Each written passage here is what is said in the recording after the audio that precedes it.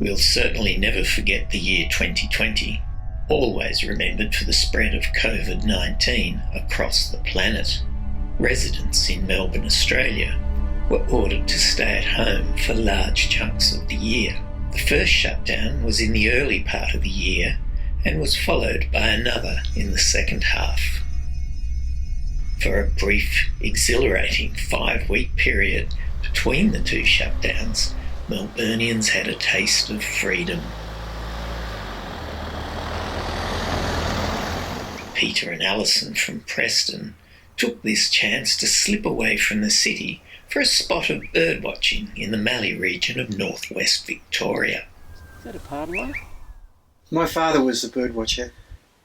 He used to take us out fishing and birdwatching when I was 8 to 10, so that started me getting interested in it. I like being outdoors, but I don't like walking long ways. You can get out of the car, you can walk a little way, you can poke around, and you don't have to walk 5 kilometres to see something worthwhile.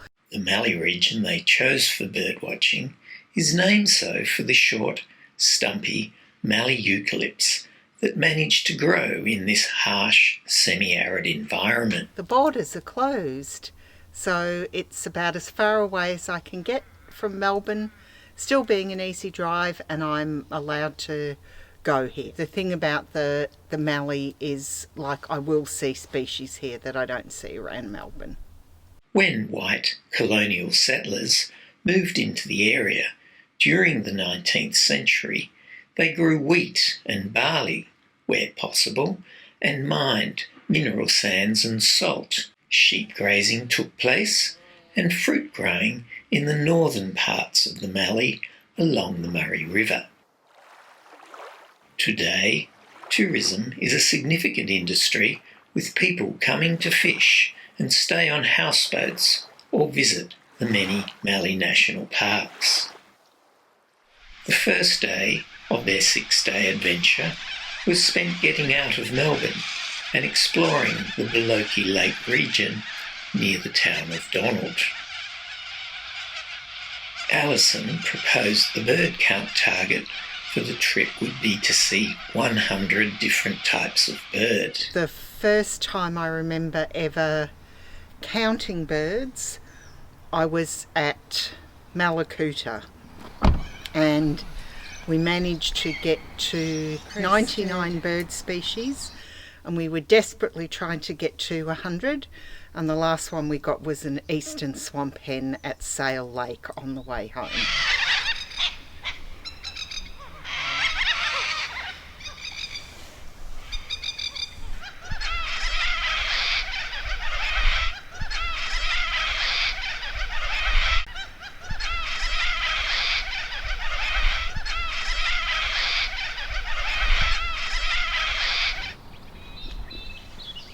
So all the ducks are Pacific black ducks, aren't they? Yeah, I checked.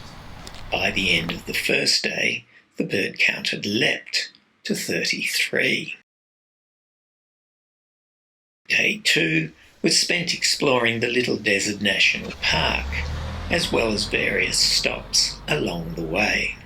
Birdwatching has taken me to all sorts of strange places I'd never go to try and find that different species, and they're completely different bird species up here too around Melbourne, so you do see different things and new things, and also very rare birds you can see up here.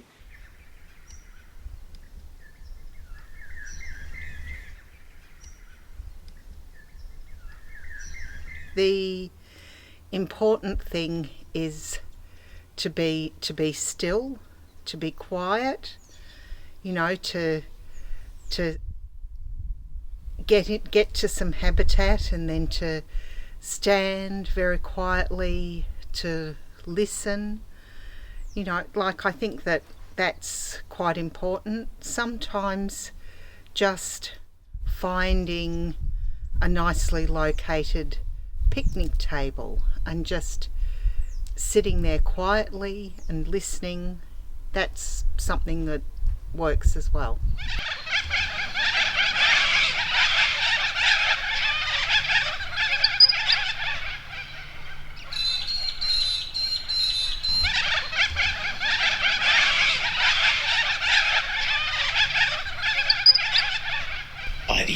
the second day, the bird count had reached 51. Day 3, Peter and Alison awake to thick fog. The only birds to be seen are a galah road sign. They drive through the fog to Murray Sunset National Park. All this other 500 square kilometres is all four-wheel drive track. So we will onwards. Yes. Ever onwards. Despite the enthusiasm of ever onwards, the fog doesn't lift until late in the day, making it impossible to add to the bird count until the afternoon.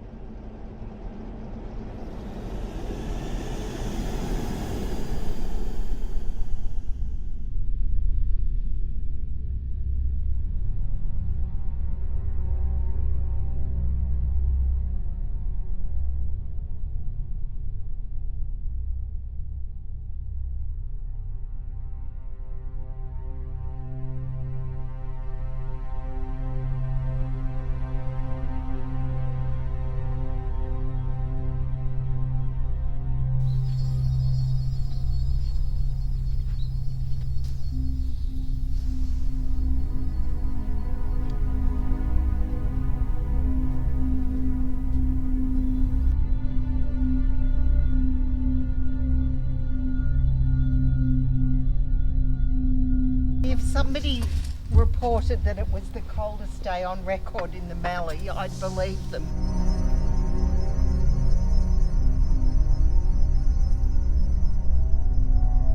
By the end of the third day, the bird count is 62, with 3 days left to reach the target of 100.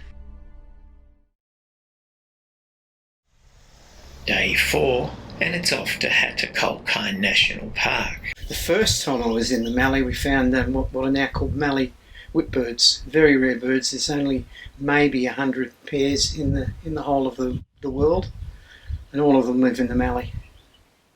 And we were just so lucky to see them. We just didn't expect it, so that was good. And we actually were the first to see them, so we reported it to BirdLife Australia, or whatever it was called then, and got in all the guides and so forth, and had all the mad bird people out around Hattakulkine Park looking for them. Yep.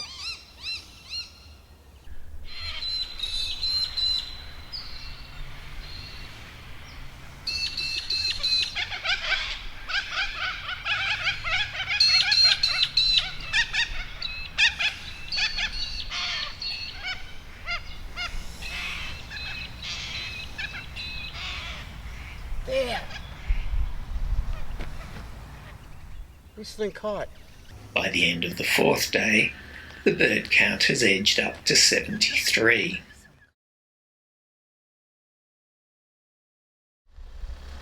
Day 5, and it's off to explore the Murray River. Peter and Alison hope for sightings of new water birds, or perhaps some of the small brush-feeding birds.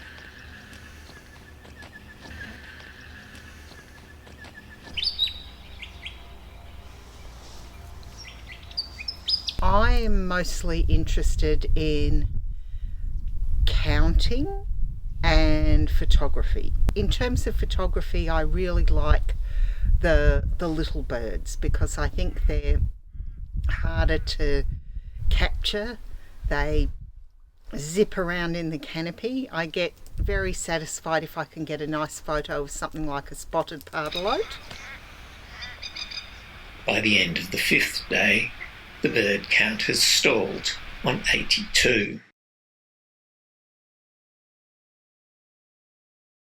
Day 6, and it's time to head home. Peter and Alison stop at many small parks and forest reserves, desperately seeking the extra few birds needed to reach the 100 target. But alas, defeat must be recognised, and the final bird count stops at 90. Now, back in Melbourne, with COVID-19 lockdown once again, they must wait patiently for the next chance of a bird watching adventure.